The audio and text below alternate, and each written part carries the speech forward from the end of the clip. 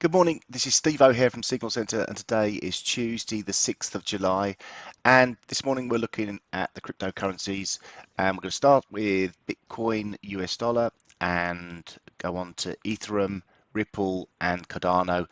We're going to start with the higher time frames and break it down to the lower time frames to really find the technical analysis based levels, formations and indicators to watch over the coming days.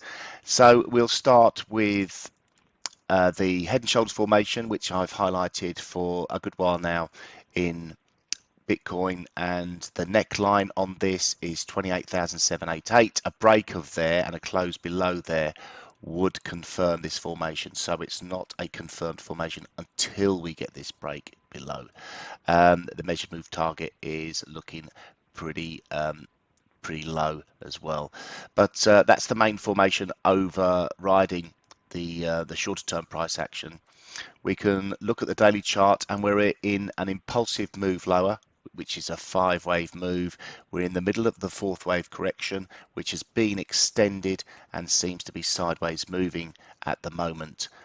We saw some resistance hit at the start of this week, 36,500. I expected a little bit more of an uptick once we broke 35,600 level, but it hasn't really happened. We actually saw a swing back lower yesterday as well, and you can see the price action here held on to support at the Ichimoku cloud, then forming a couple of bullish candles, which has led to a reaction higher.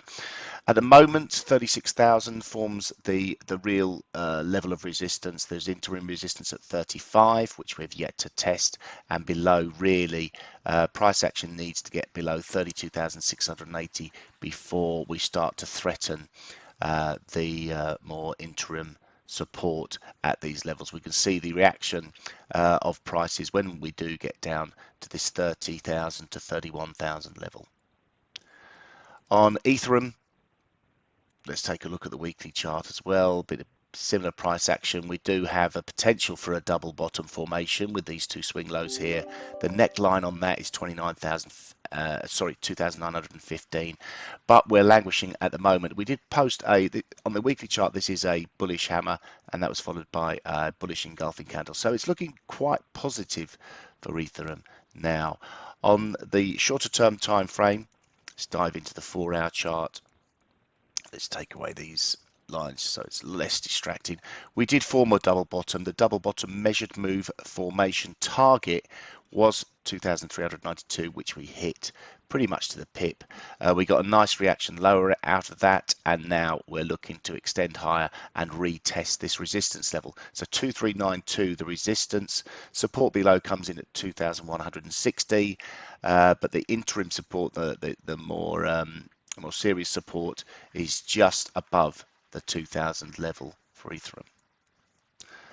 On Ripple, we've got similar types of formations playing out on the longer term charts, but the resistance on the nearer term resistance we've really got to look for on the upside is 70.64. Support comes in a small band between 63.30 and 63.80, and you can see again the sideways price action we've seen over the past few weeks.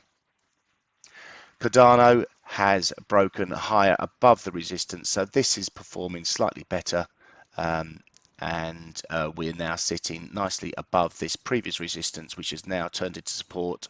So we'll highlight that blue line there. That's one support line.